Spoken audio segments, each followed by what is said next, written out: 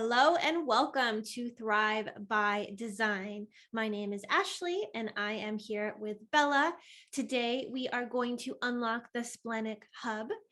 We are journeying through the 9 centers of the human design body graph. And if you look at your own body graph, you can find your Splenic Hub on the left side of your body graph. We want you to discern if you have a defined, colored in, or undefined, white splenic center, and which gates you have activated there. We are going to go into the different archetypes that live within there. There's 7 of them.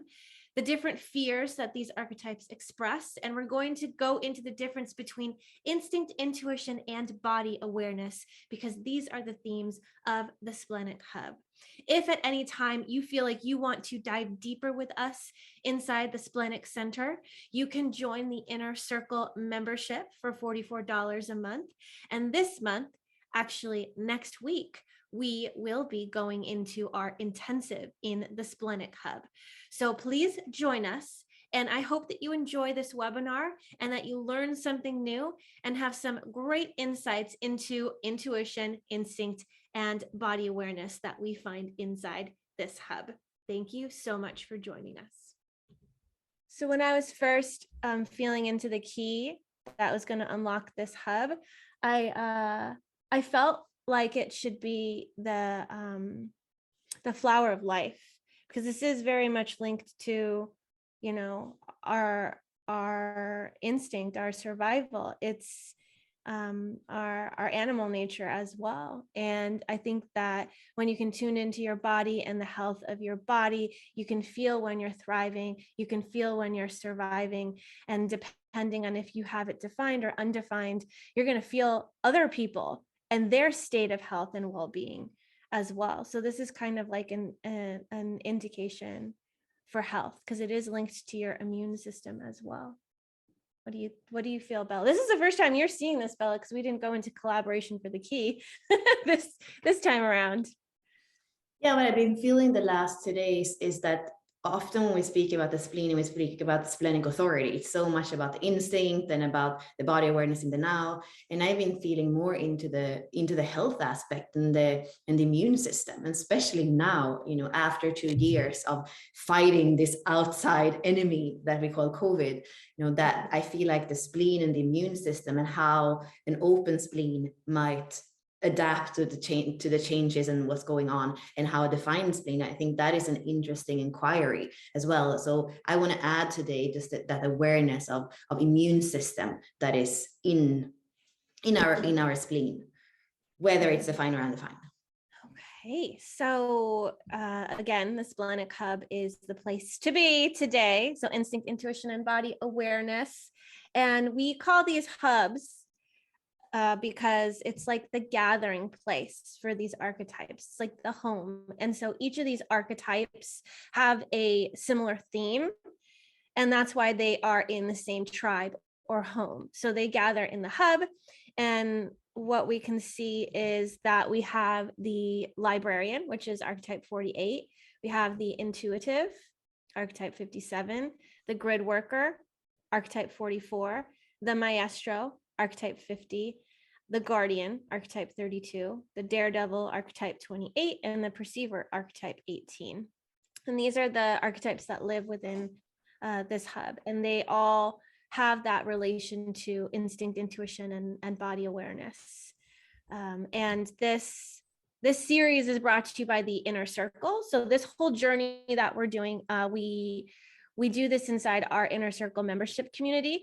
And so with the webinars, with the lives that we do every month, because the theme of the month for us now, this coming month, is the Splenic Hub. And so we're going to go into instinct, intuition, and body awareness in the Inner Circle. We just left the Solar Plexus Hub. So we were dancing and swimming in the realms of emotion last month inside our Inner Circle. So what you see here for the hour and a half, however long we're on for the live, we extend it into the Inner Circle, and we have embodiment webinars, we have chart readings, we have questions for contemplation, we have the teaching video as well. And I think the last one was like an hour and a half or 2 hours long. So we do definitely go deeper into this. So as we are gathering together in the Splenic Hub, we're going to be talking about instinct, intuition, and body awareness a little bit. And we're going to pick one archetype to expand upon within the Splenic Hub. So anybody that's on the webinar with us right now,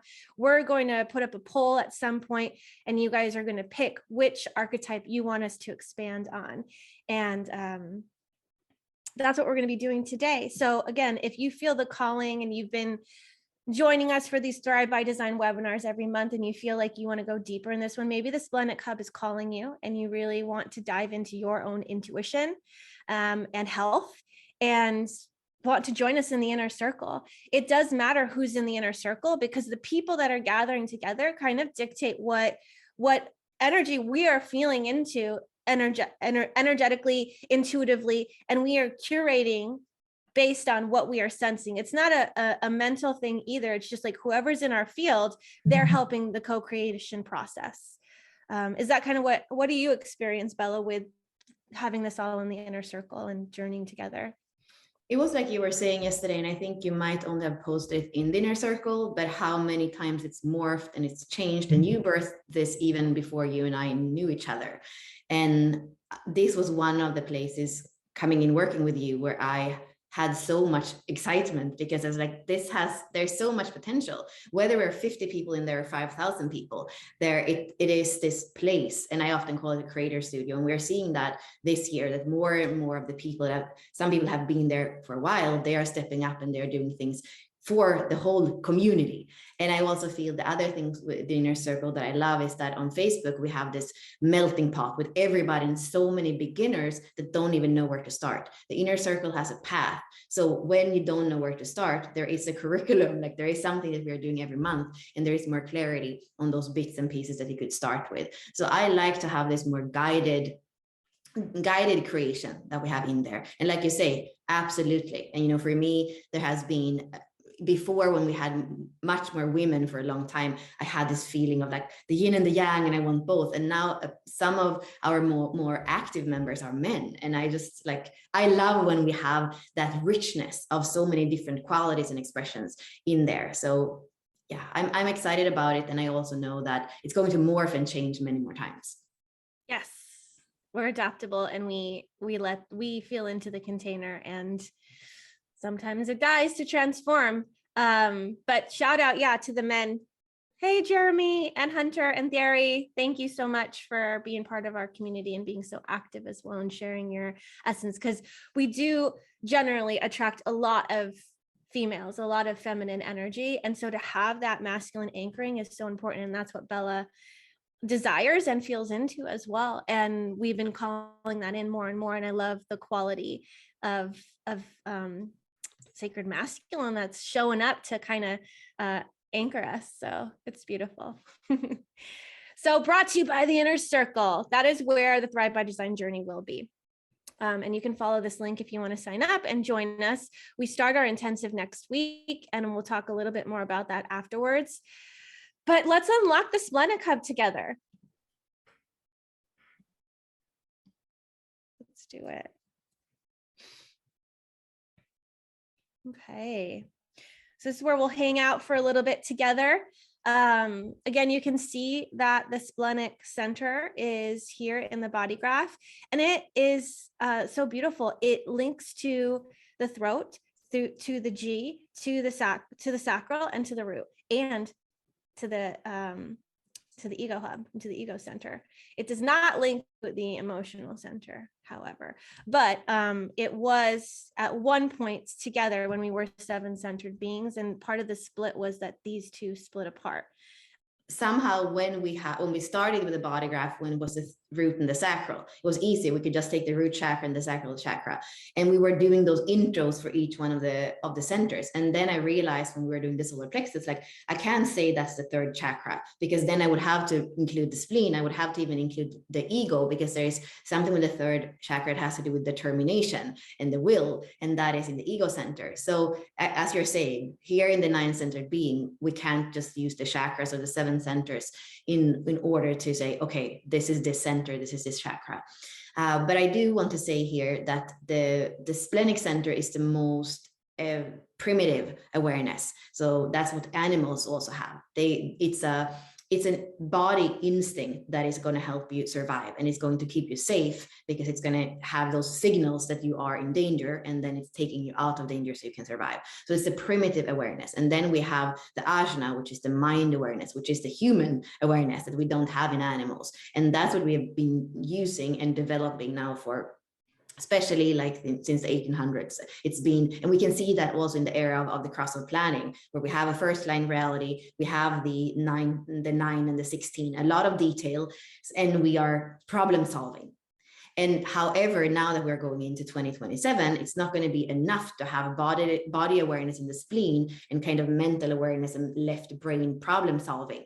We are going to need to develop the solar plexus, which is the third awareness center, which has been in mutation already. It's already happening. It's a motor and it's an awareness center, and it's going to be a felt sense of intelligence and awareness. So we did speak about that more last month. So if you're interested, it's still available. But the new human being has this triple awareness that comes from the combination of the spleen, the ajna, and the solar plexus. So we are moving with body awareness, with this machine that is our mind, that is amazing, and also the felt awareness that we have with all those Pisces gates, all those more emotionally intelligent gates of the solar plexus. Mm-hmm. Yeah, and we had to have these years of development of the center. Like Bella said, I think the 1800s is when the split happened, and we were kind of in, like, it was just coming out of the dark ages. So we had to develop our emotional competency and maturity, and still people kind of don't have that. And if you look at the gene key profile, you're going to see your EQ, that 7-year cycle from 8 to 14. That's where we're developing our emotional competency. And if you look at that gene key that you have activated within, they're going to see what you're meant to transform to be able to get into the gift of that emotional center. And the raves, like Bella was talking about, the evolved human race, they are going to be able to interpret that emotional center, and they're going to be able to speak through the waters of emotions and have all those other awareness centers. So and that's something that we experience too, when we can detach enough from our emotions, not push them away. When we can detach from it, we're able to use that emotional waters for understanding and clarity as well. But you kind of need to ride it until those waves are done. And that's what we kind of were talking about last month when we went into the solar plexus. But now that we're in the Splenic Hub, we can see that this is not about emotions at all. This is about instinct, intuition, and body awareness. And I feel it's important to discern between all of those, because they are a little bit different, even though we have that. When we have body awareness, we're able to tap into that instinct and intuition, and they're going to speak to us in different ways and different times. Bella, did you want to jump in and add a little bit about that? I think the difference that is most important between the spleen and the solar plexus is this whole timing thing. When we are in the spleen, it's spontaneous instinct is in the now. And what we know, if you have an emotional authority, is that it's important that you take time so that the emotional wave can kind of clear and that you feel clear. And it's even so, it goes so far. So Ra was saying, if you have an open spleen, and then you might actually have a defined solar plexus or not, but let's say you have, but what he says is spontaneity can kill you.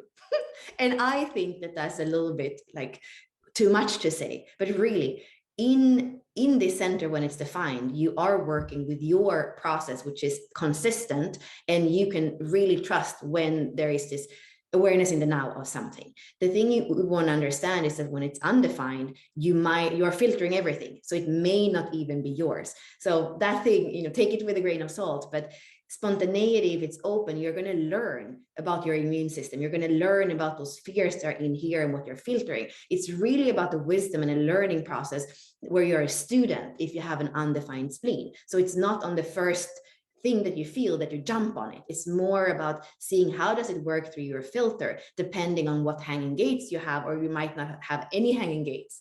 But if it's defined, spontaneity in the now, you can trust it. And it's much more spontaneity that says no than a spontaneity that says yes. So somehow when you have a defined spleen, and Ash and I were speaking about this before, oh, you're this person, you're so intuitive, and you have all your cards and your pendulums and this and that, you're so intuitive, and you do readings for everybody. That's not really the splenic intuition. The splenic intuition is very much in the now. You're driving the car and you're like, you just find yourself taking another way home, and then you realize that if you hadn't, you would have been stuck in traffic or even something worse. So more a no than a yes, because remember, when it was animals in danger, it's to take you out of the danger or not have you go into the danger so that you can survive. So it's a body awareness. And of course, when we are evolved, it's going to be connected to the heart and that kind of intuition as well. But that is actually when we are very deconditioned, that all the parts of us are working together and the splits are bridged just through us living our strategy authority. And the last thing I'm going to say is that what Ra says, he says, people that have defined spleen are not more healthy than other people. It's not about defined or undefined, and the immune system is much stronger. It's actually based on strategy and authority. When you live as you in the world and you are aware of your conditioning, of your open centers, when you follow your strategy and authority, you are going to be healthy, whether you have a defined spleen or an undefined spleen. What we do know is that it takes longer for an undefined spleen to show that it's not feeling well, because it can take on a lot of things, a lot of toxins, a lot of everything. So when something comes to the surface in a defined spleen, often the case is that maybe it's too late to only use homeopathic doses and natural medicine. Sometimes we actually need to go and use something that is a little bit stronger. And I think that there's also something that has changed from 1990s to now, when Ra was saying allopathic medicine is for the defined spleen and homeopathic medicine or natural medicine is for the undefined. I think that now, as we are evolving, we're coming into sixth line reality in a few years. That means that all our bodies are more sensitive. So allopathic medicine, I think it's not good for anybody anymore. And that we are so far, even with the more natural medicines, so that's what all of us, even the defined spleen, can be helped because we know more than we did before. So when you read some of these things that were written 20 years ago, I don't necessarily think that you have to do surgery or use allopathic conventional Western medicine just because you have a defined spleen. Just know that sometimes, maybe if you have a defined spleen, it's easier to just take that pill for the migraine that one time and you will be fine. I see that with some of the people I work with. I can do that, or I can do it and it doesn't happen anything if I do it once. Somebody who takes aspirin that maybe has an undefined spleen can have stomach ache and diarrhea and all this just for one thing. So know yourself. This is the thing for whether it's defined or undefined. Start to understand your body and your immune system. And that's also why we don't want to play too much with the immune system and do too many things so that it gets confused, because it has its unique way of working, which is the right way for you. Mm-hmm. Yeah, and I feel like it takes a little bit of deconditioning from what doctors say and everybody else is saying, take this, do that. This is going to make you healthier. You really need to feel into yourself. And I think that we all have a knowing of what we need, whether it is to take an aspirin or to grab a crystal or whatever it is, or to take a tincture of something or plants. I don't know. I just know that I generally know what I need, and I generally know what to give my kids. And I'm not sure where in the body graph that comes from, but it is, mother's intuition is a thing as well. And so what's best for you. And when we can move away from the fear of things, it helps us really have more clarity. But as soon as you're consumed in the fear, that can be what you're reacting to instead of responding to yourself. The same way that we may be reacting to the emotional charge we're feeling inside emotional waves. So this is the same thing. And there's different qualities of each of these gates. So the 48 is the fear of inadequacy. And that's going to lead you to continue to maybe get another certification, not feel like what you're bringing through is as deep as you can, feeling like what you bring to the table, people won't receive, won't want. There's something really, really deep and dark about that 48 fear of inadequacy, and it holds people back from really showing up and bringing their depth, bringing that wisdom. It has nothing to do with anything. Like the 48 is not linked to the ajna or the head center. It's linked to your splenic hub. It's linked to that. It's super deep inside your cells, inside of your body, and that wisdom is drawn out of you when you allow it to. Instead of recalling the things you've learned, you may use the things you've learned to go deep into the well of wisdom within you, and it may trigger a remembering, but that well of wisdom is inside of you. It's not outside of you. And then we have the 57, and that gate is the fear of tomorrow, the fear of the future. And this is also the gate of intuition. And so when you can feel forward into the future, it may cause that anxiety of what's to come, especially if you don't have a lot of clarity on that. Bella, did you want to speak anything on the 57, since you do have that as your education? Yeah, I think this goes together with the Australian authority. What happens when you don't live as you in the world? The shadow frequencies are like cutting off your life. So if I'm not living as who I am, which is very much that 57 together with the 34 in that channel between the spleen and the sacral, that's what makes me a sacral generator, and I have that channel twice. So if I am not living as who I am, I'm going to be punished with unease and with this feeling that I'm forcing life, which is the 34. So for me, that's the most important thing. When I feel that unease, I know, okay, where am I not living as me? Where am I trying to be something that I'm not? That's what the 57 tells me. And the 57 is severe in that sense. Because, and you know, if you have the 57, you know, and the 51, I think you can feel it too, the programming partner, that agitation, that unease in the body, that something is wrong. You can feel it in your solar plexus or in your chest as this thing. You can't put your finger on it, but you just know something is wrong. Something is wrong. And it won't let you rest. And this is, I believe, why many people, those two gene keys, the 51 and 57, why we are using anxiety. Like this is really something that is, it's not going to leave you for a moment. And I feel like the way that we prescribe things for general unease is not very smart. And I was just watching something 2 days ago about those, I can't say it in English, but like volume, you know, the things that those anti-anxiety that you get super addicted to, and actually it doesn't take it away, and you need to use more. So there is something here where going into the unease and saying, where am I not being me? Where am I not following my design? And even tapping into, you know, like the higher design. Ash and I have been reading a book the last few days that somebody in our community spoke to us about. What is it, Ashley? I Remember Union. You remember Union, yeah. And they are speaking not about human design, but it's the story of Mary Magdalene and how she came into the world remembering the design that she was here to live out. So she had this big perspective. So sometimes I think that's also like assuming thing. You can feel into your body graph and living your design, but you're also here to live a design in the bigger sense. And maybe if you're looking at your incarnation cross and you see that bigger theme that you're here to live out. And then when you feel unease or agitation, ask yourself, where am I not tuning into that bigger perspective, that design that I'm here to anchor into this reality and live out? Yeah. Well, okay. So while you were speaking, the door like came open and this gust of wind came in. And you know how the 57 is a gentle wind? I'm like, that wasn't so gentle. And like when you were speaking, my breast started to hurt, and I was like, oh, body awareness, what is happening here? And I just can see like this mother with this overflowing milk, and it's like when you brought in Mary Magdalene, because I was like, I don't know what you're trying to tell me through my body. And we don't always have clarity in the now for what the heck our intuition is telling us. And I was like sitting here and my boobs were hurting. I was like, I don't know what's happening. What are you trying to talk to me about? And then you brought in Mary Magdalene. I was like, oh, okay. And I was listening to it, and Mary Magdalene was speaking about her blooming, her becoming, and how all of the older women were telling her, like, this is your place. you know, men will touch you here, and babies will suckle you here, and they were just telling her all these different places. And one of the things that Mother Mary told her was, the places of the body are for pleasure and for nurturing, for you and for others.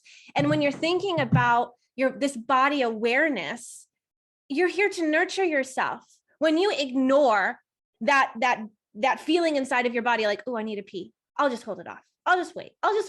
And then you're like, I really gotta pee. Like, if we could just tune into our body, like, what is it saying to me right now? What does it need? You know? And like I don't know, I just can feel like my it's so graphic, but I just want to like grab my boobs. I just want to like be in my body. It's so weird and saying this like on a live, but that's what I'm feeling. And I kind of also was feeling into the 27, you know, like all the things that I've read and experienced, and like the 22 has nothing to do with the Splenic Hub, but it does have a lot to do with the sacred seals and also the initiations. And I remember reading about the cosmic mother and the overflowing milk that you experience, you know, when you are in I think it's the Annunciation, I don't really remember, but that's kind of what's coming to me. So the 48, that well of wisdom, we're going to bring this remembering through the things that we're learning here, but there's a remembering and a knowing that comes deep within our body. And that's the remembrance of the truth of who we are, and the truth of our wholeness, and the truth of our design. Like Bella was saying, like your intuition is guiding you towards your design and like taking you down the road of that. It's awesome. It all makes sense. Sit with what's coming to you, and it may not make sense in the now. I'm like, okay, wind, gentle wind that's not so gentle, what are you trying to tell me? So that's the 57. And then I could have gotten anxiety of like, I'm not going to deliver the message, I don't know what you're saying, I'm confused, what if I say it comes out wrong? And then you wait and you have patience, and eventually you have the clarity, which is the higher expression of the 57. Okay, so the 48, the 57, the 44, the fear of the past. And this one is interference, teamwork, and synarchy. And with our experiences with people, and we've had maybe not so pleasant ones, when we fear the past, we don't open ourselves up to the divine game players that we may be bringing in through our fractal. We're like, oh, I don't, they feel similar to that, and this person betrayed me, and I can't go into it. It's not worth it. You know, what do you feel about the 44? I kind of feel like we're going around the fears of all of this. It's what it feels like we're doing right now. Yeah, I have the third line, so I don't think I ever learn. Like, I'm always going to jump there again in the 44, and I do believe that there is a discernment, though. I do believe that there is this thing of sniffing people. And I can even feel, you know, when I was traveling a lot, and you sit in the airplane and you're like, oh my God, I'm going to sit next to this person for 3 hours or however long the flight is. So it is this body awareness of like how healthy somebody else is, or how, you know, you can feel how much that aura is interfering in your aura. So you are going to know if you want to do anything. And, you know, it is connecting in the body graph to the 26. So you can really feel like, with this person, is there a message to the world? And for me as a 4/6, like, I'm always kind of saying, is there an opportunity here to tell the world a message? And the 44 just knows. And it's something that isn't logical. So when the 44 has to explain, you know, why don't you want this person to be part of our team? Or why do you have, like, why are you careful with this? You know, it needs to just say, I just feel it. I just know it. So there's something that makes me think here in the 44 with the spleen, don't make it a mental thing. The ajna might be able to be certain or not about something, but here in the spleen, it's really just a felt sense. You don't have to explain it. You just have to know it and follow it. Because if you don't follow it, then you can be stuck with something that isn't good for you. And that's the not self, both actually for the undefined and the defined in a sense. If you don't listen to that, then you might be stuck with something that can linger for a long time, that is not helping your immune system, your health, your well-being, your feel good. Yeah. And sometimes even when we do feel the no, sometimes it's a reaction to our wounding as well. Like, you can smell that maybe those people are similar to that person, and then you're like, that's a no. But you are also robbing yourself of the reconciliation and resolution of that trigger with that other person. So it's like they are a divine healer coming to you. And maybe they surprise you and they are actually in fact different than the other person, or maybe that pattern plays out again, but you get the opportunity to respond differently. You get the opportunity to forgive. You get the opportunity to whatever it is, you know, and that's what I'm learning. I have 44.1 and I'm like, it's better alone. It's better alone. It's not worth it. I have my select people. Is this nourishing my soil or is this not? But sometimes with Bella, with the 44.3, she brings in new people and I'm like, huh, okay, I'm still feeling the resistance. And then I see certain patterns that those people hold. I'm like, okay, this is similar. Let me work through this. And sometimes it doesn't work out. So sometimes my intuition is like, yeah, those aren't my people. This isn't my jam. And sometimes my intuition is not even my intuition. It's like this body, like, ooh, not safe. Ooh, like it's like this contraction, you know, and that's not, your intuition is going to guide you. My instinct was probably like, ooh, this isn't going to be a good experience. And my intuition was like, but still move forward. You know, it's like, you may have contradictory things inside of you. And I deal with that a lot inside of me that I have to discern. Why is one part of me wanting to move forward with this? And one part of me is like, oh, but I know that there is transformation to be had when I can follow my intuition, because normally the is my instinct and but keep going forward is my intuition.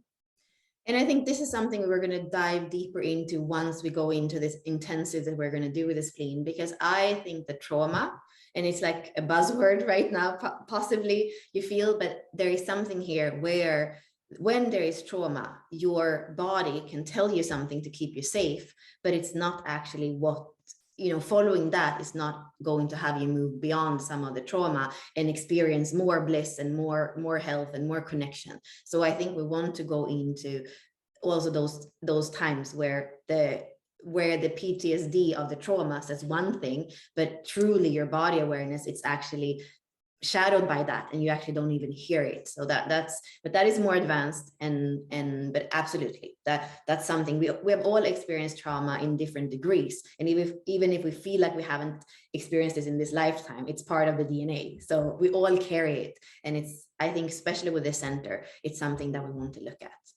Mm-hmm. Okay, and then we have gate 50. This is fear of responsibility. So we call this archetype the Maestro, and it moves from corruption to equilibrium to harmony. And there's a lot of deep down in the cells. And it's also in the lineage. So some of the corruption, most of the corruption comes through the blood, comes through the DNA, comes through what you're inheriting from your mother and your father. And it's the responsibility carrying the weight of what was to come before. And what rules are you going to instill? What song are you going to sing? Are you going to sing the song of your people? Or are you going to sing the song of your soul? Because sometimes we get stuck in the culture, and that I feel like I can feel the 50 and the 32 in a way here, because the 32, I can feel them both coming in here. So the 32 is the fear of failure and the 50 is the fear of responsibility. Yeah, diving into the DNA, and the gene keys is such an amazing work because it does allow us to find that higher expression in the shadow, within the shadow, where human design is really cut and dry. This is this and this is that. Gene keys gives us the frequency bands and the potential to go within there to transform it. So we're not trying to push away the shadow, we're entering the shadow, and it's transforming us and transforming the frequency. Yeah, this place in the wheel is between Libra and Scorpio. So all of these Splenic gate, if we look at the wheel and where they come in the transits, they're going to be Libra, Scorpio. So it's about the weighing the equilibrium, and it's also about the fears in a way that we have and the shadows that we have to meet in Scorpio. And when we speak about the 50 and the 32, they are right there in the middle. If we say that we start in gate 3 with eternal child, which is in the beginning of the year, right, the astrological year, and then when we are halfway through, we are in that point between the 50 and the 32. So for me, in both those keys, there is really a discernment, and it's a discernment of how are we moving on, what's worth preserving, how do we move on in more harmony, how do we weed out some of that corruption and some of those things that aren't worth preserving. And I think that both those keys or those gates or those archetype have an inherent knowing of what is it that is worth to have for the future. The 50 is the education of our children. So it's the values that go into the next generation. And then the 32 as well. It doesn't plant the tree today to just use it as, you know, fuel in the fireplace for this generation. It's choosing the crop that can feed generations on. So really both those keys are in that, the harmony for the future, and seeing, well, what do we invest in? How can we have reverence for this planet and for the people of this planet for the coming generations? Yeah. And I think it can feel like, you know, I'm thinking like, how does this actually tune into body awareness? Like what I see, I have both those two. I have the 32 twice, and in Pluto and Saturn, and I have the 50 on the other side in my Pluto. And what came to me is like, you know, the nails on a chalkboard.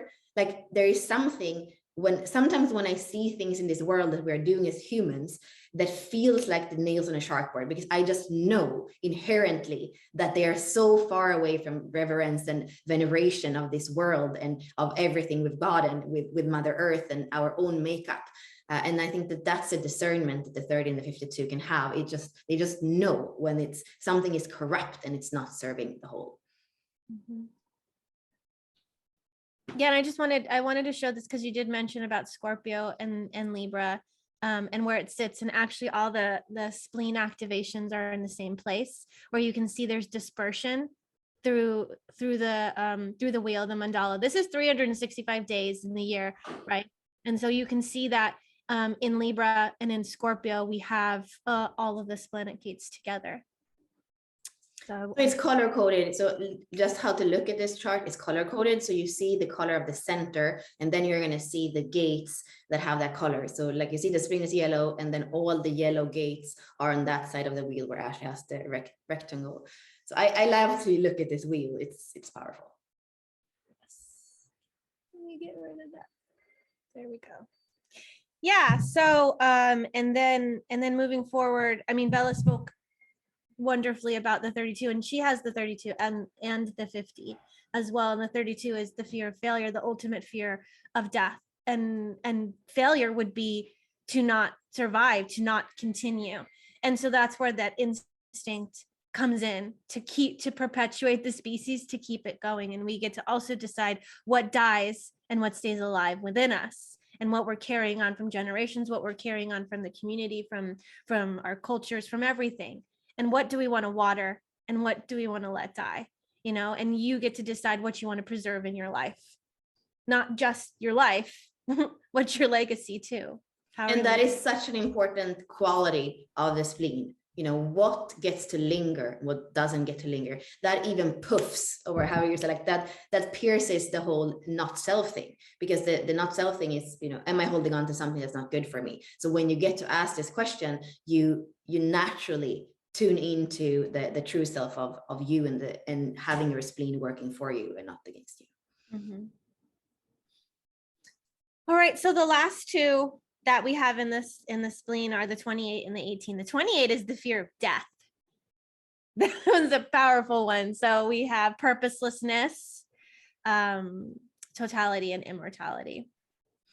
Yeah, this one is the ruler of my chart, because my rising sign is Cancer, and then the moon is in 28. I also have my Jupiter here.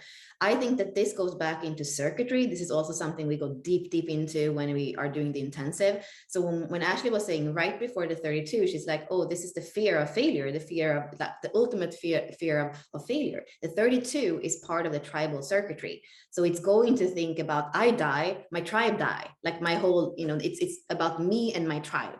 And the 32 is together with the 54, and that's, you know, the aspiration of the tribe to survive and to be richer and to have more. When we go into the 28, here we have individual circuitry. So here it's about you and your knowing and your empowerment in the world. Is a very different quality, because it doesn't include the tribe. It even kind of looks at the tribe and like it doesn't even understand the feeling for the tribe, because it's so individual. So this 28, I always speak about it like existential despair. I think that it works together a lot with those integration channels. we are speaking about the 34, the 57. The two other gates are the 10 and the 20, that are very busy with themselves and surviving. When we have the 28 and the 38, it's what can take that integration circuitry and make it less selfish. Why? Because the 28 is all about the individual and your own existential experience of life. And at the same time, because the keynote here is purpose. We know inherently as human beings that it's not just me, it's something bigger than me that is the purpose. So it's an extremely individual gate, but it takes us to the purpose, which can't be just you selfishly. Then you are not in a higher frequency. So there is something extremely interesting with the 28. It's also part of the ring of illusion, the code ring of illusion with the 32. That's also a fun combination, that both are afraid of failure. And they can, in the low frequency, these two keys can like really lead you astray. And live life from a place of complete, I would say, lack of freedom, from the fear of failure and the fear of, the fear of not living or the fear of dying. So like what's the one sentence for the 28? The one sentence for the 28 is that the adventure is worth it. Even if that it's better to live than not to live. And the day that you die, you're going to feel back your life and say, was it worth it? And it's usually not the things that you did that you are going to regret. Is often the things that you didn't do. So the 28 is a reality check every single day. I would say together with the 32, like, are you living a life that's worth living? Are you taking the risks that are worth taking? Are you preserving the things that are worth preserving? Are you living your adventure? Is your life in totality? Every day when you go to bed, do you feel like that day was in totality? Or are you postponing your life to some future illusion? Because the future doesn't exist and the past doesn't exist. So there is a deep existential, philosophical thing in those keys that I think is interesting. But it's also such a big part of my chart. So maybe I'm going a bit too far here. No, go as far and deep as you'd like. People resonate. Yeah. And I mean, it's your Jupiter. So of course I don't know, there's going to be this deeper expanded version coming out of you as well. And your moon being that. So I don't know, with your experience. Yeah.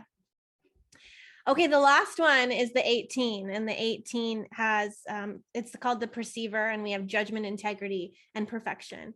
And this one is all about the fear of authority. And it's a difficult one in a way. I have the whole channel with the 1858. And when you're sensing authority and you have it in the spleen, it's about having that fear, or that intuition of what needs to be corrected, what needs to be changed, and the pressure that's coming from the 58, they're going to meet together to make that, to go up against that authority, to make that change and correction happen. But you can also feel that fear and that recognition of that authority, and also what needs to change. And it can create so much polarity and more like agitation inside of you. That's what I experience anyways. And I have the 18 in my IQ sphere, which is my conscious Venus. But yeah.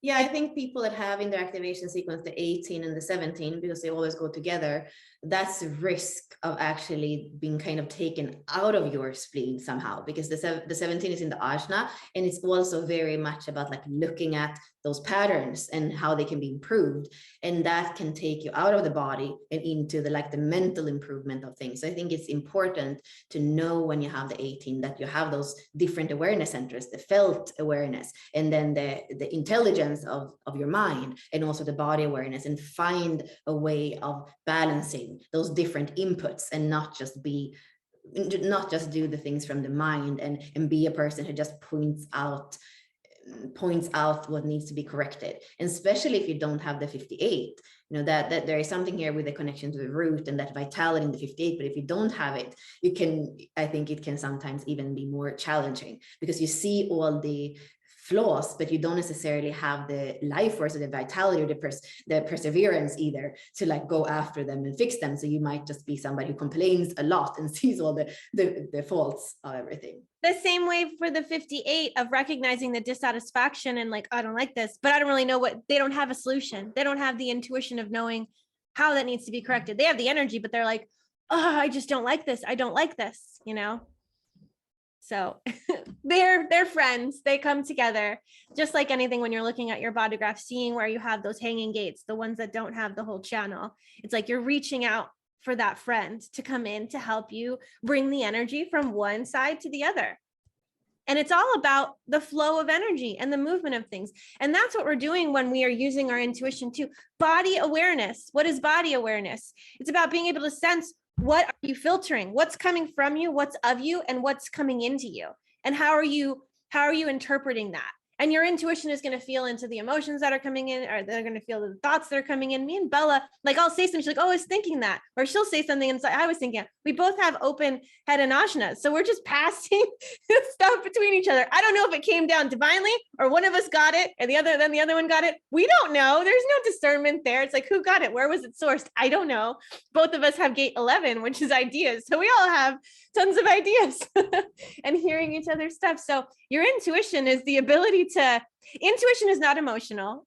And so it's our reaction to what our intuition is telling us. Like your intuition say, move across the country. And you're like, oh my God, I'm not ready for this. But that's what your intuition is telling you. And it's not an emotional decision or emotional thing that it's giving to you, but our reaction to what our intuition is telling us can. And sometimes our intuition, you know, our inner guidance or our higher self or our soul is speaking to us through our intuition, speaking to us through our feelings, whatever it is, it's speaking to us. And then we have a reaction to it.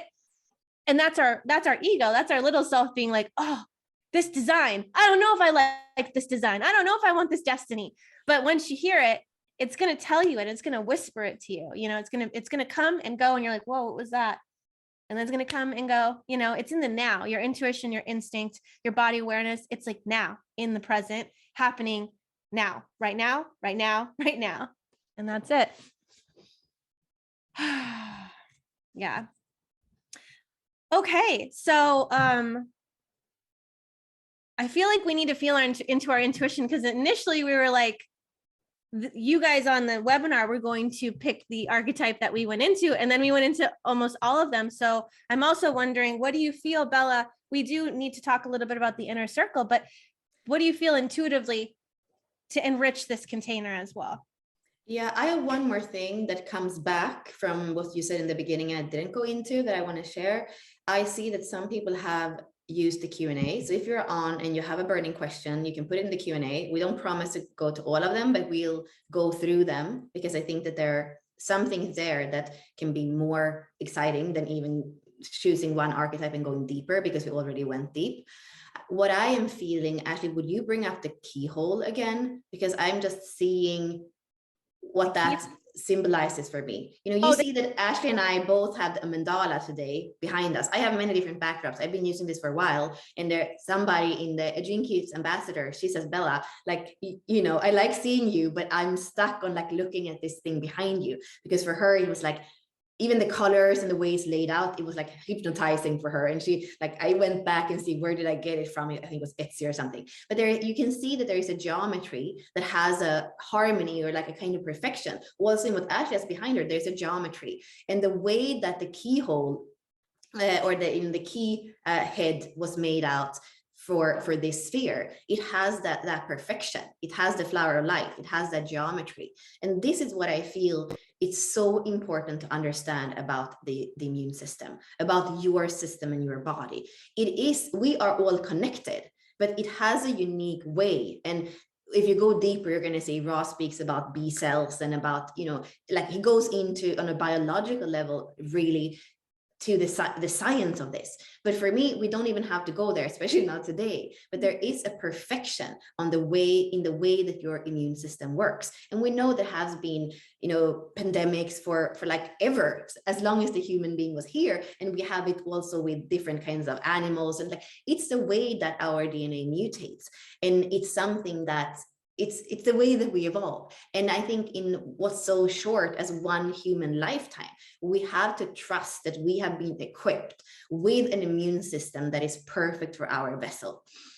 And that's what I think this intensive and the work that we do with this is to come back and trust the immune system. And I think that there has been a lot of things these last 2 years that have made us think that we aren't that perfect and that there is an outside enemy that can come and destroy us. And I feel, the way that I grew up, it's even good to have a flu or a cold sometimes. And in Sweden, we're not like overly. In Italy, I know when I moved there, everything is like antibacterial, and you like wipe your counter many times a day, and it's 99% like killing everything. And the way that I grew up in Sweden was not really like that. Kids are like they are in the sand and they are eating things and tasting things. This is building our immune system. And especially with like what we are saying with the undefined spleen, it is that it takes a little bit of time for your immune system to learn to what is good for it and what isn't good for it. And just coming back and trusting the perfection of your immune system and knowing that the more that we interfere with it, the more it can actually get confused. And then that is going to confuse your whole makeup. And if you think about it, like think about the body graph, if you think about all the channels that goes from the spleen and go to everything that is on that side of the body graph, you're going to see that everything is splenic. Think about the body graph, think about the side that the spleen is on. Everything that goes out from that side is splenic. So it's huge when it comes to how we work and how we are informed. So just see it as this like superpower that you have. And it's also something that can tell, like it's really going to be able to tell you when something is healthy and when it isn't. It's a superpower. You're all superhumans. allow your immune system to work. Give yourself time to develop things. Like, don't bubble yourself off. Germs are healthy. Germs activate the immune system. Trust your body. Here's another thing. Trust your body. It's about body awareness. It's also about trusting your body. You can trust that it knows down to the cells how to survive. Just allow it to do its job and stop interfering in some ways as well. Okay, so we're going to, this is the way that the rest of our time together is going to work. So there are quite a bit of questions in the Q&A that we do want to get to. These questions will not be streamed live. We are going to end this webinar streaming live in about 5 minutes, and then we're going to come into this container where we're all gathering, and we'll go over the questions, and that replay will be emailed out to the people that are registered. So if you do want to stay for the Q&A and you're not inside our Zoom container, I would register. Go to our cover photo and you can register for this event, and then we'll send the replay out to you. And for those of you that are in here, stay in here because we're also going to be giving away the inner circle to one of you, and we're going to answer your questions. So this is kind of going to be a little more personal inside the Zoom container. So before we do leave, I do want to mention that next week, let me bring this up. Next week, Bella and I will be hosting an intensive in the inner circle. So the Splenic Hub intensive will start Monday and go to Friday. But the whole month, we are going to still be leaning into this instinct, intuition, and body awareness.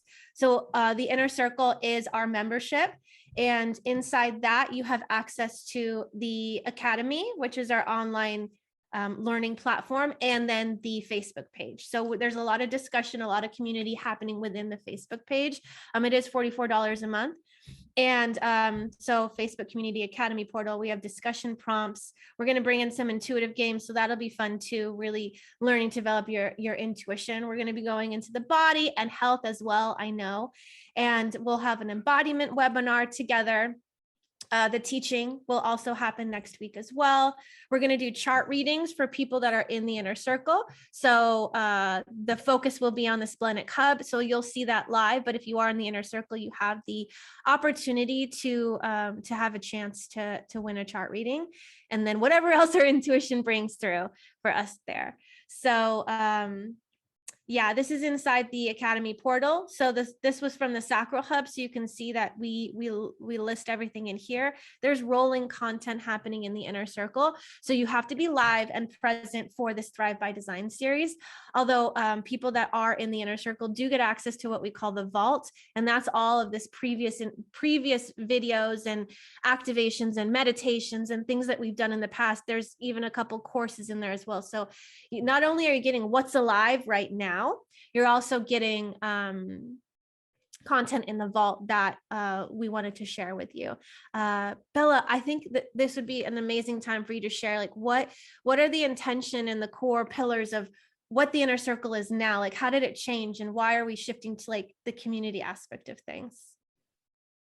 Yeah, we were considering even making it like a Netflix subscription and doing maybe daily horoscopes and just bring to you everything that is passing through me and Ashley. But really, like what I am seeing, and like what I was saying before, that where we have more richness in who is joining, we have more men, we have younger people, we have people from different nationalities, we have people that are beginners, we have people that have been in the inner circle for 3-4 years and they're still there. Like what we are seeing is that that's the most exciting aspect of it. Absolutely. And there also has become this openness with Ashley that before I think was not 100% there, to allow people to also share, come in and step up into leadership. Because at the end of the day, so much that we're doing with our Business by Design courses and program, it is about fostering the courage to step up to not only you living your design, but you in leadership. And the inner circle, I would say, it's not that it's much easier just because it's the inner circle. It is a brave step to say, I have something to share and I want to start here with this community because I feel like these are like-hearted and like-minded people. So for me, it's becoming an incubator where we have at least 5 people that I know in 2022 that will step up and do something. So if you feel like you're not only wanting to subscribe to like a Netflix thing, but it's with human design and astrology and that kind of thing, but you also want to co-create and you want to be live in the energy, then definitely this is a place to come. And that's also why we don't exactly know. We just want to hold this container where people can come into their leadership and start sharing with the world. Yeah. So if it calls to you, please sign up. Go to bit.ly/inner circle -44 up here, and you can sign up with us. And it's $44 a month. We do have an option where you can sign up for a recording reading, and some people have taken advantage of that. Those 20-minute readings are so powerful. It's like you think, oh, 20 minutes. No. Bella and I go because through you're not on, and we just get to like look at the blueprint. Sometimes we speak like half an hour before even about it, and then we just like go. So yeah, I don't even know why we're doing this for like what is it, $100? But we are. So yeah, we're doing it. We're doing it. So take advantage until we don't do it anymore. But then our intuition is like, keep doing it, even though our person is like, what? Okay. Anyways, again, thank you so much for joining us for our Splenic Hub webinar. If you're inside the webinar with us, please stay. We're going to go into questions and answers, and we're going to give away the inner circle to one lucky winner. We also have a secret code for you to put in if you want to join the inner circle, and you're going to get a discount off the inner circle. We're going to give away a month, right? We're going to give away a month, and we're going to give you a discount code as well. So it pays to be inside of our container. So thank you so much for joining us live on Facebook and YouTube, and we will see you soon.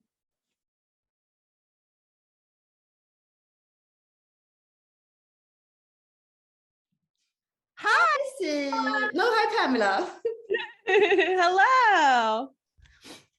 Let's see if we can unmute. Can we hear your accent, your different accent from New Zealand? Kiwis don't have an accent, you all do. Welcome into the inner circle for us for the next months. Thank you. And you have surprise for getting up early. And the 46.5, where is it in your chart? It's that Life's work. My brand, yeah. Brand, yes, I see that. And then the pearl is 4.4. Oh, yes. So are you doing the pearl retreat? Yes, I am. I've got to head off to that at 9 o'clock. So I've got just an hour before we're in community calls today. Nice. Well, congratulations and thank you so much for being here. And we look forward to seeing you. Feel like your intuition guided you here, and we'll see kind of what comes through for you during the Splenic Hub intensive that we're going to go into. So I'm excited for you for that.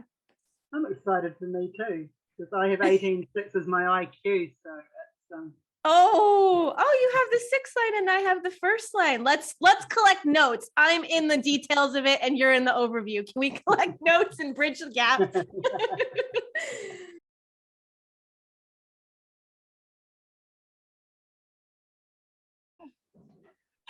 Guys, it's just us now. Thanks for being here with us. Back to the splenic versus solar plexus as an emotional authority.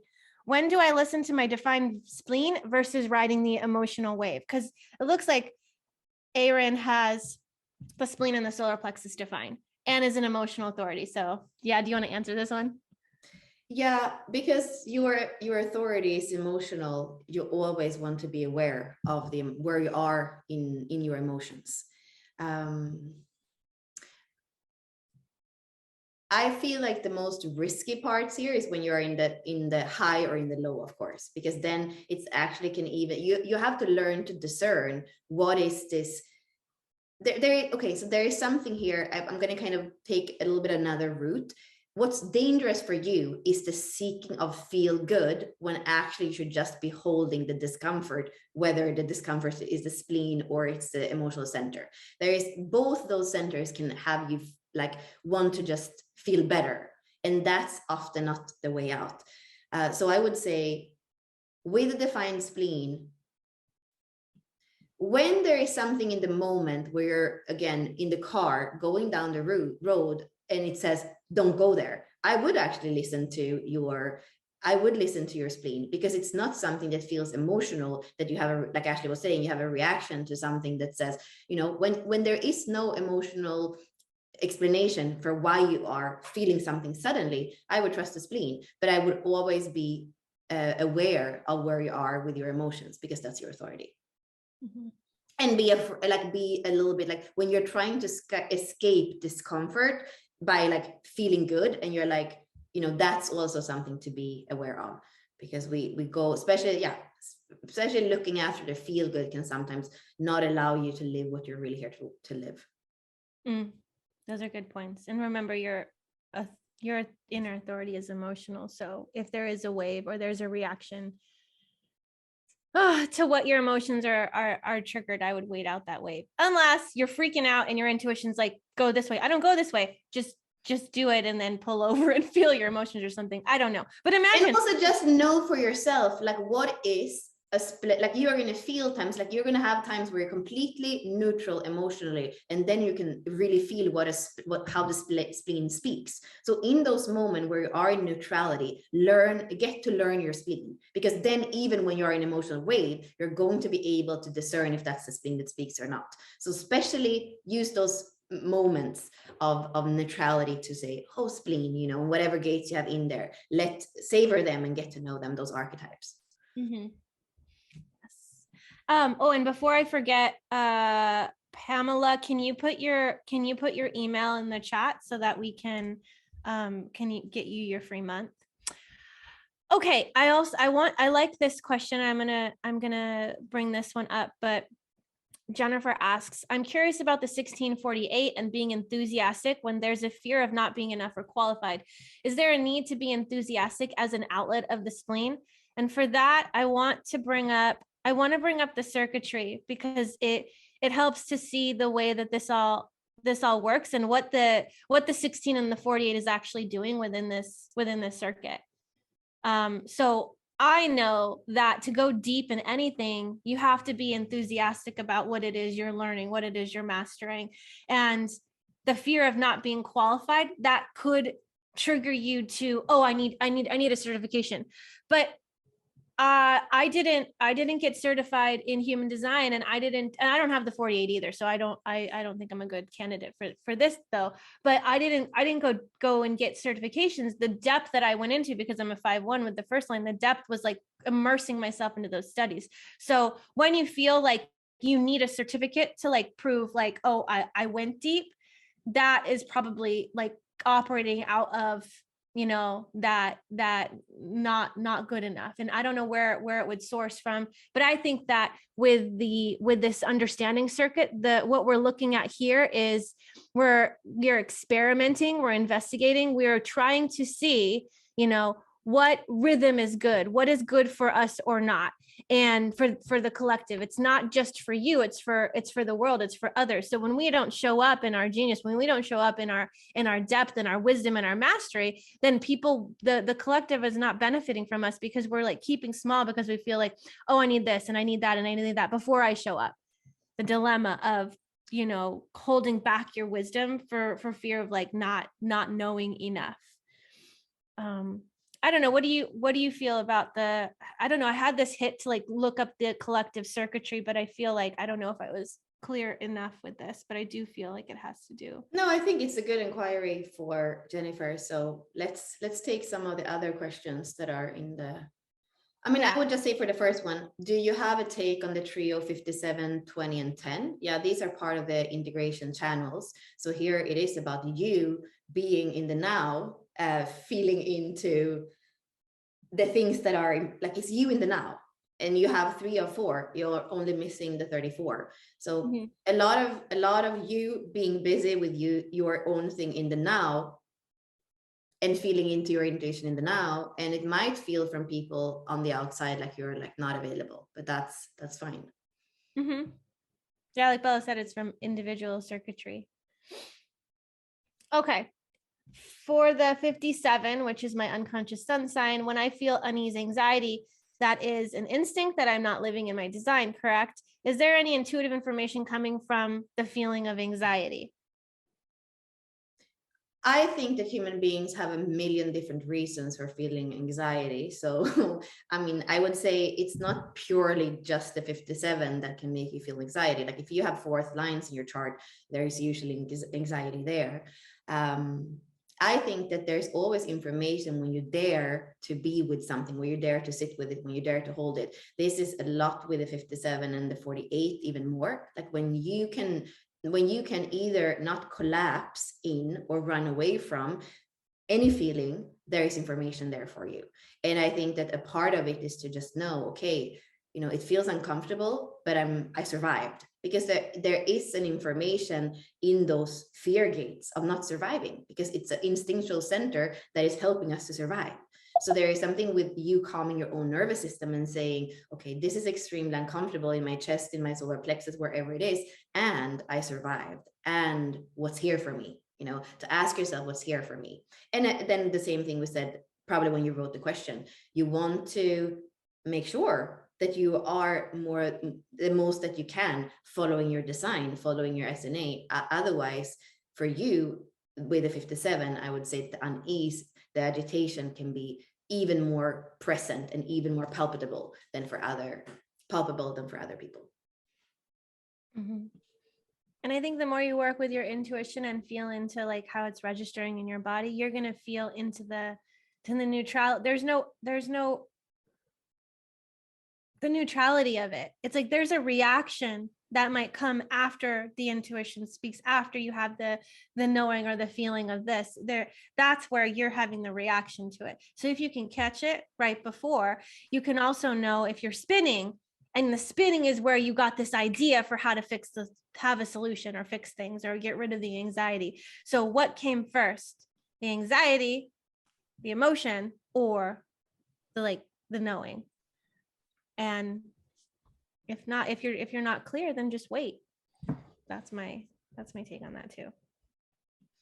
Yeah, and Tyler had asked about having several activations in one gate, and that's again, get to know the archetype. You know, you use the 64 doors, human design, gene keys, like getting to know that archetype is important, and know if it's your ally or if it's ruling your life without your permission, you know, really, I would say. And today I was on a call with ambassadors before that are also interested in human design, and they were speaking about how Richard 10 years ago, more or less, he had this Vesica Pisces thing, this diagram where, you know, it's like two circles, and then in the middle there is like where they are overlapping, like a Venn diagram, you could say, also if you're more like less spiritual. And he was saying that the two circles was the shadow and the gift, and in the middle is the city, because it's when you can integrate as a human being, everything is in the middle.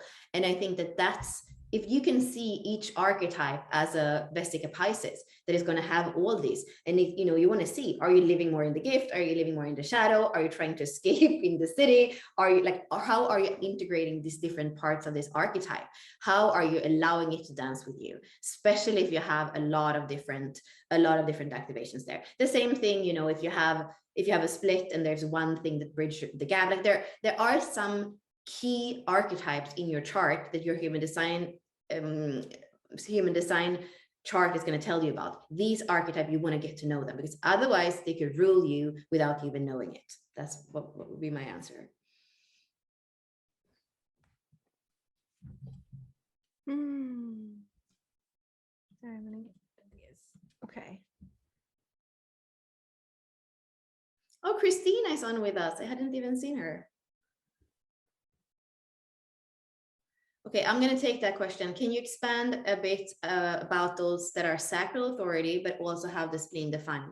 They can be pretty intertwined, and it can get confusing. I would say that the very first question that we answered with having the spleen and the solar plexus defined, that for me, it's a much more tricky way of being defined, because you have this thing that is like in the now, super in the now, and the other thing that requires timing and neutrality. When you have the spleen, and I think that this is why Ra stopped making a difference. In the beginning, he was saying, you can be sacral authority, then you don't have the spleen defined, or you can be sacral splenic authority, and then you have both defined. Then a few years in, he was dropping that whole explanation, and he said, you're only splenic if you don't have the sacral defined. You know, he started to do it that way. I think that they go really well together. I would say that a sacral response, when the spleen is not defined, is a little bit more in the flow. It's like you flowing into life, feeling, yeah, yes and no, and yes and no. It's flowing. When you come and you add the defined spleen to the defined sacral, it's more like, it's a little bit quicker, and it's a little bit more instinctive. So that's what I think. It's never a conflict. It's actually, I would say that I feel like I can trust my sacral more because of my spleen, but it's also very strong in my makeup because I have that direct connection with the 3457. But for me, they are like working together. They are amazing together. So I wouldn't make too much. If you have those two, I would just say, okay, sometimes I'm going to move more in flow, knowing what's good for me and what isn't. And sometimes it's going to be like, oh, wow, it's like in the moment and it's really instinctive, and that's fine too. Mm-hmm. Yeah, just, I mean, Bella, go inquire about your body graph and the way that the energy moves, because sometimes you won't have a direct connection from your sacral to your spleen, like Bella was saying. Like I have the 1858 channel, so it comes from my root to my spleen, and then my root is also connected to my sacral, but I don't have that direct connection. It's like kind of goes a roundabout way. So yeah, just look at how your energy moves and where you have those splits too, and where your energy is not flowing completely like as one track between, you know, all of your centers that are defined, because some of you are a split definition or a quadruple split or whatever it is. So that's where other people come in, and that's where we'll be bringing in people to kind of bridge that, to give us the energy flowing. But you're not incomplete by having those splits. You're not incomplete. It's just relationships are important, and they're going to activate things for you, you know? And yeah, that's what I would say about that. Ali has a cool question too. I'm curious how unconscious gates in the undefined spleen show up, and how to navigate or have awareness, if it's even possible. The red one, so the design one, so unconscious, red, design, those unconscious ones, and not actually readily available in your personality because you're not aware of them. So I would say the red, in a way, is the only thing, the design is the only thing that's completely consistent somehow in your chart, because you can't manipulate the design. It's there all the time, and your mind doesn't have a way of like doing anything with it. So somehow I believe it's powerful to have those design body form gates in the spleen, and it's probably even less risky because they can't really be manipulated. So I think here you are speaking really about things that you can more start to see. Like, I feel like when you decondition, you're going to start to see the magic of those gates and how they work and how they can be superpowers. Kind of how I say sometimes that the open center becomes superpowered. Like, a lot of things can become superpowers in the chart, but this is one of the places where I feel, you know, the more you live as yourself, the more you don't listen to the conditioning, even when it's there, the more I think that you can see how these show up. One example, I have a defined spleen, but one example is I have the 50 as my only first line, and it's on the, like, it's Pluto on the red side, the only first line in gate 50. And I can see that, I can feel that living out in me. And it's really far away because it's Pluto and it's the only first line, but it's still there and it has an impact on my life. And so, yeah. But an inquiry again, and not something that you should make yourself like crazy about. Try to not struggle with it. Be curious about how it shows up. That's a good response. Oh yeah, I love the Fabian too. Like, I have all my awareness centers open. How does that come into a play as a whole versus each one independently? You know, I just feel that for you, you know that we are conditioned to use our mind to solve everything, and you have an open ajna, and I just want you to be very, very aware of the not self strategy for the open ajna and everything, like all these things that happen in the ajna, because you have a beautiful openness of like having this circulation through all the awareness centers. So I would say for you is to make sure that the conditioning of being focused on problem solving in left brain, that could be somewhere you're stuck, but you really want to explore, because you are a student in all three centers because they are open, so that you do explore them equally, I would say. Or maybe even let go of the mind for a while and just explore the spleen and the emotional, so that you really come down kind of in the body, is what I feel.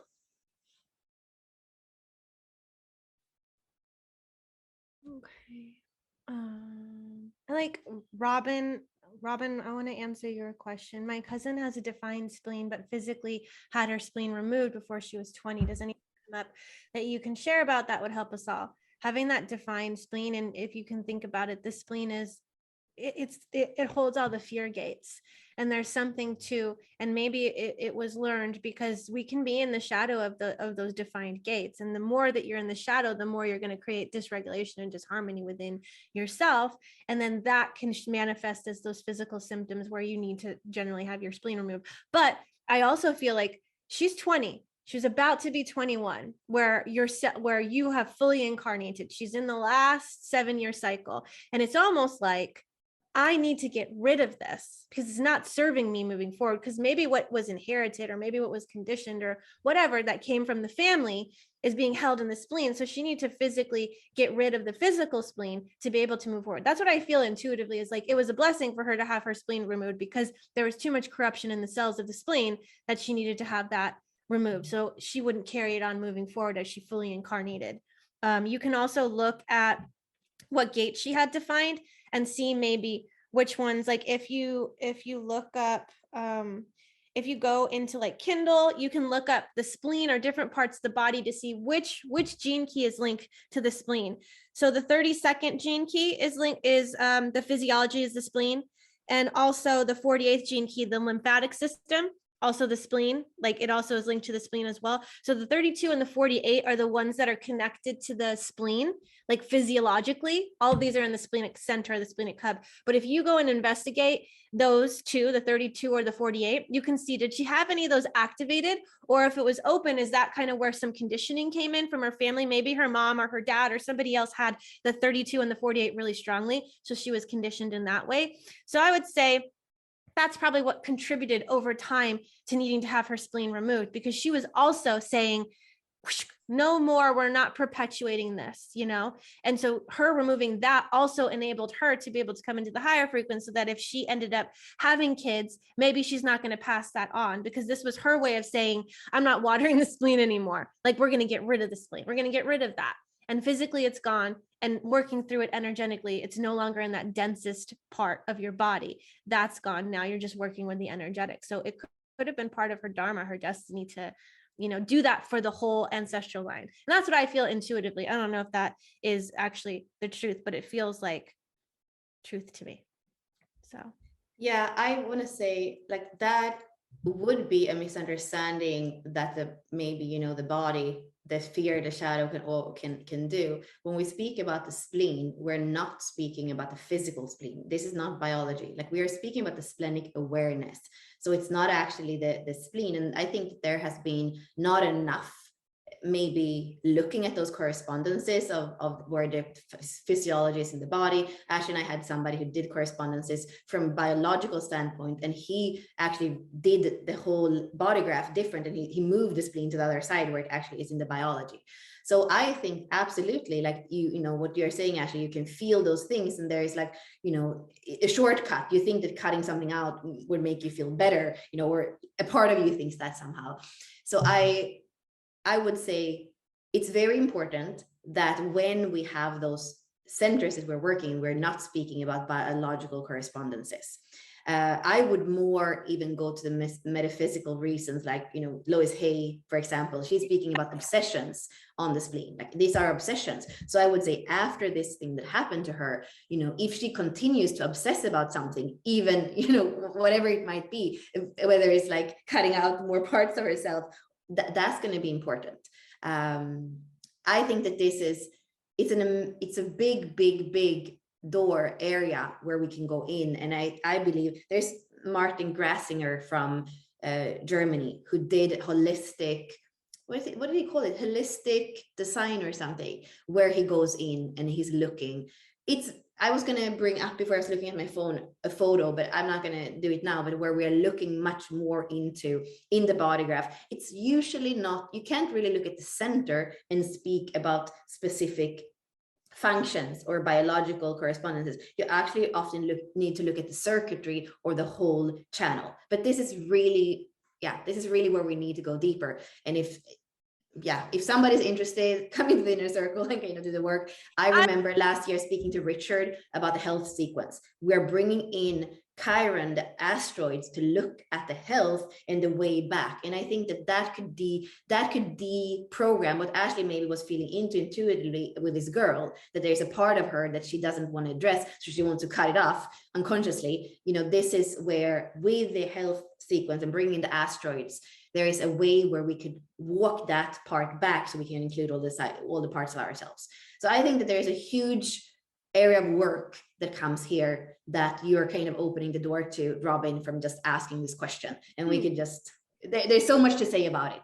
And I really, I'm excited. Well, yeah, I really feel like this is the seed planted for what is to come inside of the inner circle, because we are going to go into intuition, but it is about body awareness, and it is about health. I posted, there's a website called The Alchemy of Healing, and she puts the symptoms according to Louise Hay on there. And when I was first, you know how you can say, oh, what is the meaning of this animal totem? I would always look at, what is the spiritual meaning of this crystal? Then I started to type in, what is the spiritual meaning of this symptom, like a stomach ache or this, and then I found this, and then I found Louise Hay. But I wanted to find the spiritual reason of things, not just like, oh, what in the body is making this symptom. That's the densest part. That's the last place it gets to. But it starts as like this emotion and this thought and this belief, and then it gets so ingrained that it starts to descend into form. You've literally manifested that into your life, and it's not your fault. I'm not saying the disease or the cancer or any of these things are your fault. It's part of the design too.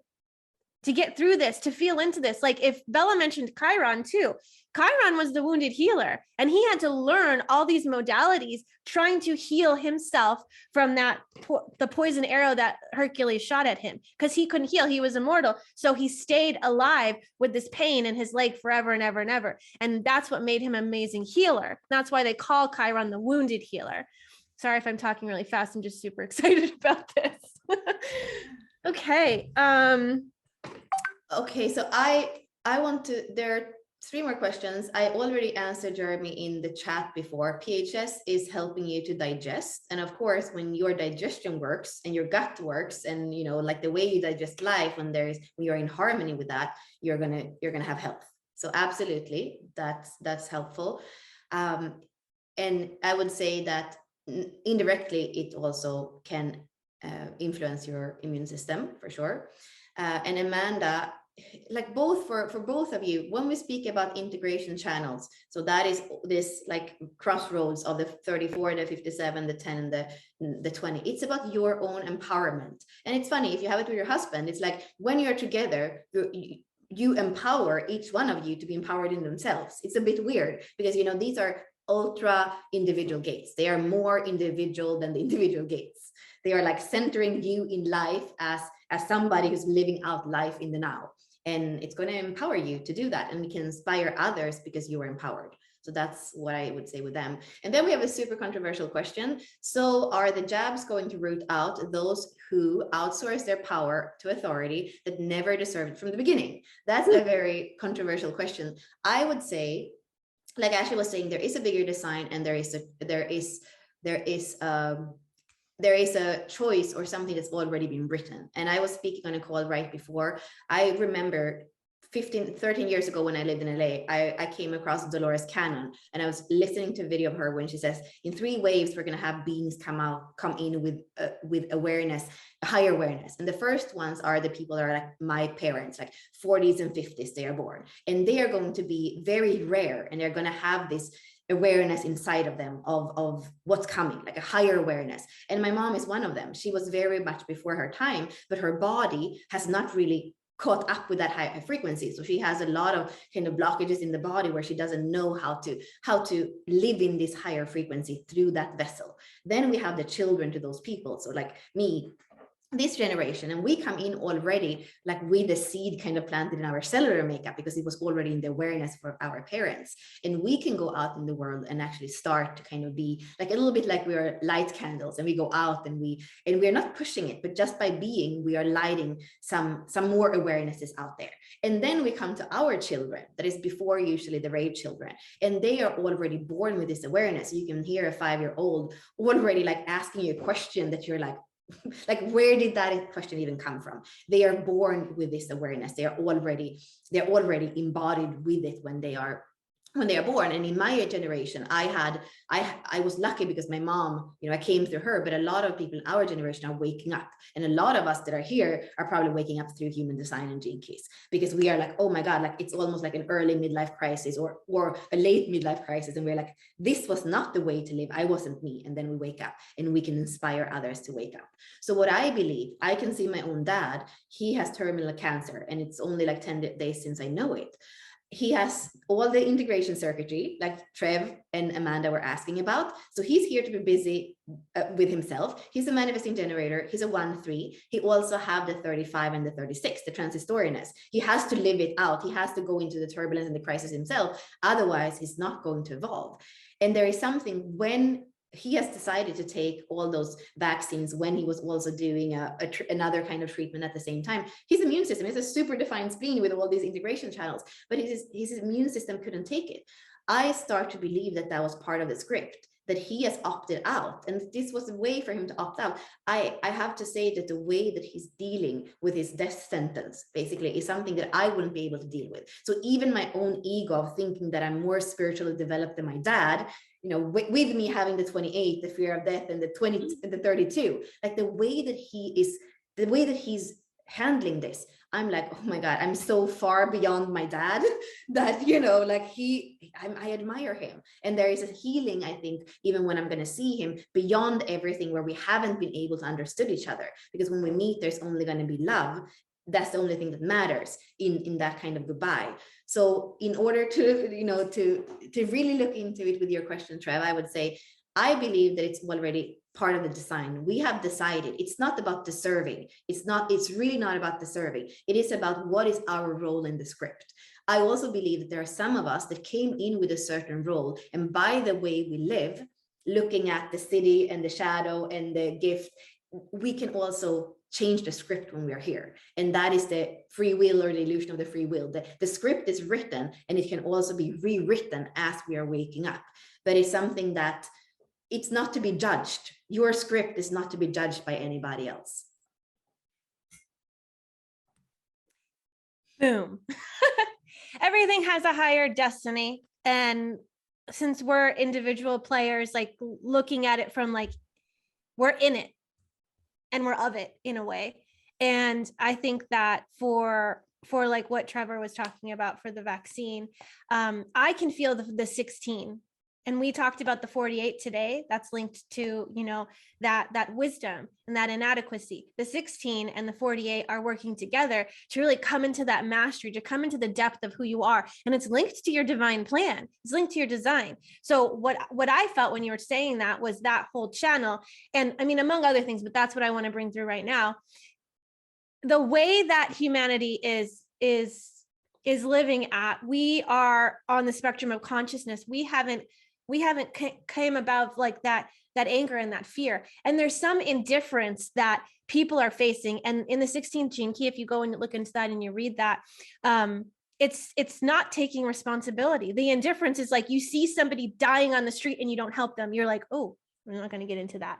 And there's so many people that are asleep and in the comfort of, oh, everybody's just taking care of me. Oh, I have healthcare and this and that. We're not taking responsibility for ourselves. And we're not going deep into the learning of like, oh, what is right for me? What do I choose? It's like, no, these people hold my power. So I'm just going to go along with that. But there is this understanding, or this other purpose behind all of this, that it might be to wake us up. And we have to, the fire needs to be burning enough for us to shift out of the indifference. Indifference is one of the lowest, along with inadequacy and difference together keep us asleep. They keep us down here. They're like, I'm not going to show up. Who am I to think I can change the world? Who am I to think that I can take down the authorities? Who am I to think this and that? And so you do nothing because you stay indifferent.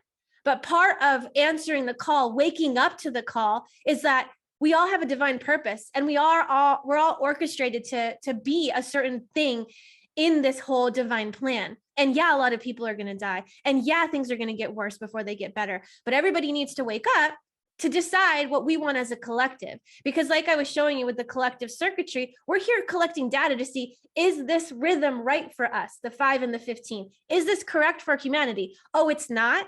Okay, how do we change things? We're never stuck in this pattern forever. So we're constantly experimenting and taking things in and figuring out, how do I correct this and that? And we're leaving the cross of planning in global cycles. This is getting really deep and we do need to go off soon, but the cross of planning is ending, and we're going to move into the cross of the sleeping phoenix for our global cycle, for our collective cycle. It is about independence. It is about empowerment. It is about sovereignty, and it is highly individual. And so we are going to all need to wake up to our mission and to be that light for that direction that we're wanting to move forward in, you know, because there's an agenda, and the powers that be would like us to go in this way, because the powers that be also maybe want to stay in power. So you have to feel into what's best for me, and where do I stay empowered instead of giving part of my power away for this sense of comfort and security. We're going to be deeply uncomfortable, and we're going to feel deeply limited. But to break free of that box, it's like a house that was constructed for us to feel safe in. And now we're feeling like the box doesn't serve us anymore. Pluto's in 60, by the way. Pluto is all about limitation. It's about breaking. Pluto's not about limitation. The gate is about limitation. Transformation happens here. We're here to look at the containers and be like, the life that I have created, the container of my life, is this sustaining? Is this empowering? Is this enriching? Or is this actually diminishing me in a way that I'm not showing up completely as myself? I'm not showing up and fulfilling my divine destiny because I want to stay safe in this container that the powers that be created for me. And I think that we're all waking up and out of our indifference to be able to show up in our divine design. And Bella's dad is showing her the power of death and the celebration of death. And everybody that is going to die that you are going to know, they're teaching us something as well. The ripple of death is going to trigger the ripple of life and claiming the ownership of who we are and saying, I'm going to show up as this. This is who I am. This is how I want to live my life. And we're going to see a lot of role models coming up and showing what it is to live your true design, what it is to live in your individual self-absorbed nature too. Like some of you were talking about with the individual circuitry. You're here to be busy doing what you love, doing what lights you up, fulfilling your divine mission. We don't want to be busy surviving. Cling to the structure and you will be busy surviving. Break free from the structure and claim your independence and you're going to be thriving. Okay. Done with my rant now too.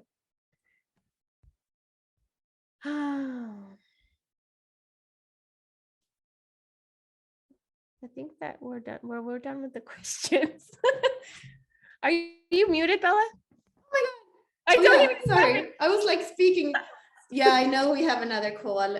For those of you that are in the inner circle, you're invited to the Portals of Deconditioning call today. Since last week, you have access to all those weekly calls. So that's something also if you decide to join. We have a transit call every Tuesday at 3 p.m. Eastern time. And I think I need a little bit of time before because it's only like 20 minutes to that. Yeah, but you can find the link inside the Facebook group of the Inner Circle if you want to join for that. And it feels rich today. Like, I can't believe that this is not even, this is not even where we're going to go with the intensive. What is it even going to turn into when we have our intensive next week? I don't know. I feel like it's going to be intense because we went through so much today. I'm like, okay, we're giving so that what we can pull out of the depths of our soul. Now that this is all taken care of, what are we pulling out? What's coming out of the depth? I like it. So please join us if you're not already in the inner circle. We would love to have you. And I'll send an email out with this replay as well, so that if you jumped in afterwards, you can have the whole thing. Goodbye. Bye.